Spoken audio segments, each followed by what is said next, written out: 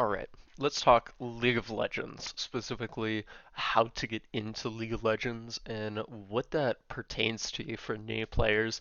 I came into the game probably late season one, early season two, back when there were almost really no champions comparatively to now, and the game was much different. You had the mid and top lane where essentially one side would get stomped and the other would, do the stomping on. And it was an incredibly different environment. The early resemblance to the bot lane in which there would be a hyper carry AD and some sort of support, mainly Janna at that point, and then some kind of shielding from the other side, was very, very prevalent. The game is very, very different from them in a lot of respects. The Toxic League community kind of developed, I want to say maybe season 4 or 5, but it's inherent to the game itself, and I would say MOBAs as a whole. And there's not really a lot of getting around that. I think the best thing that you can do to prevent yourself from falling into the Toxic League community is writing down your specific goals every single game, whether you play a very primitive champion, whether you play a mechanically intensive champion, is setting yourself up for what is success.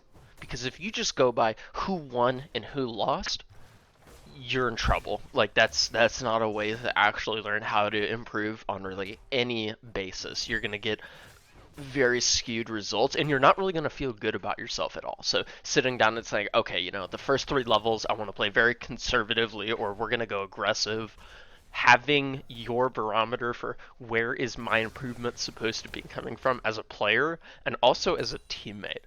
The next thing is high barrier to entry, being that there are so many champions and also a lot of items in the game that can determine whether your teammates think you're good or not. This is simply a problem that Riot Games has addressed in the fact that it is not new player friendly at all, and dependent on game, you could quite literally go from, knowing a good 40 to 50 champions and then be in a lobby where you don't know any champions and you don't know what they do. So that can also be a pretty big issue, but that really just comes down to experience. You're not going to be playing with some of the best players in the world, not even close. I would always recommend this.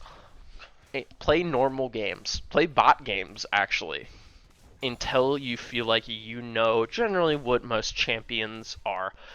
If you can look through every single champion's abilities and be like, oh yeah, that's it. I didn't know which button it was, but I generally know what this champion's gonna do. That's the point where I say ranked is where you belong. When you feel like you can put your skill in to the game and be more effective, that's when rank comes in. But until then, I always say stick to normal games. It's where you want to be as far as trying to build up your rapport. And it also makes you feel better because if you don't do well, believe me, everyone else is not doing that well. And that's what I think leads to a lot of toxicity is you get a lot of people that just say, you need to be in ranked. You always have to play ranked. You don't need to play ranked. You really don't. The really big problem with League can be the toxicity in that everyone wants to climb the ladder. The ladder's made up. The ladder doesn't matter. It doesn't matter where you are on the ladder as long as you feel comfortable with your skill level and how your play is. And that's where climbing will come into effect. If you can sit down with yourself and rationalize, could I have played this better? What should I have realistically done? Whether it be playing more conservatively or aggressive, going for a higher CS count, calling for the jungler, or being more roam dependent, that's a big thing. And then the third thing on there is how do you know what to do and which lane is your lane?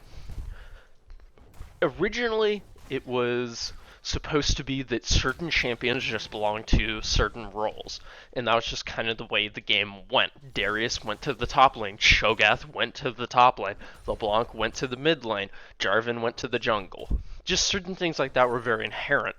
Through the evolution of the game and the fact that the game is updated bi-weekly, in which entire champions can become either relevant or irrelevant on a biweekly basis, you start to see the fact that certain champions can just go wherever they want. So I always pose this as generally go into the game and figure out where your position matters.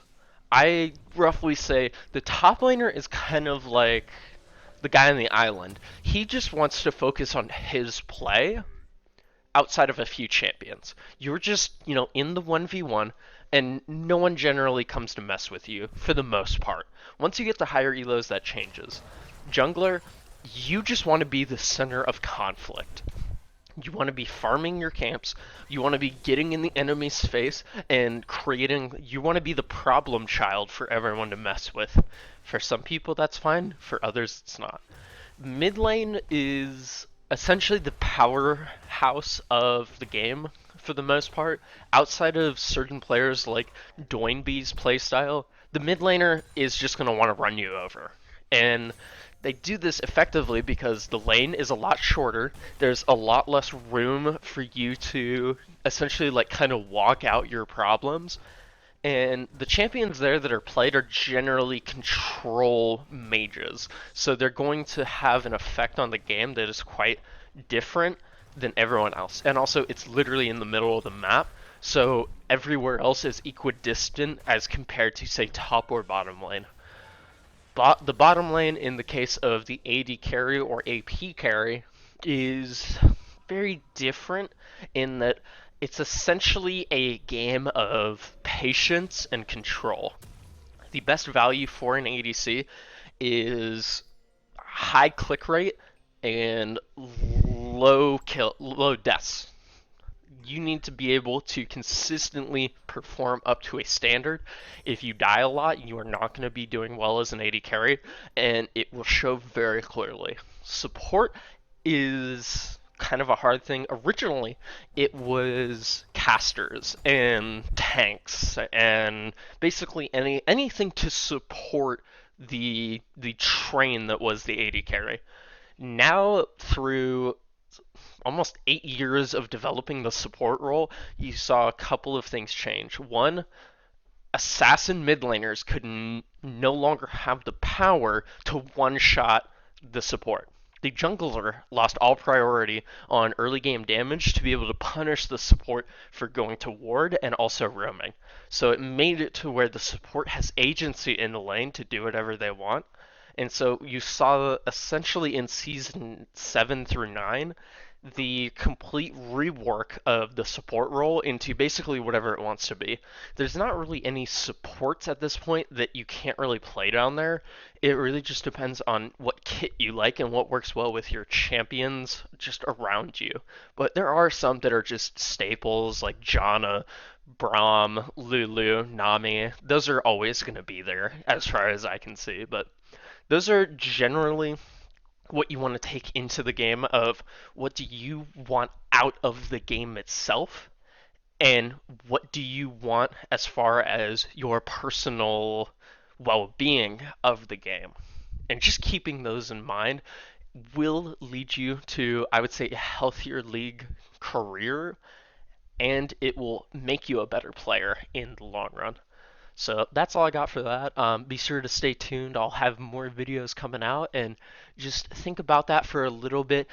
Play a few bot games, play some normal games, just get a feel for what's going on, and then maybe write down what you think you need to be doing better at, and then let's compare notes. So I thank you guys for watching.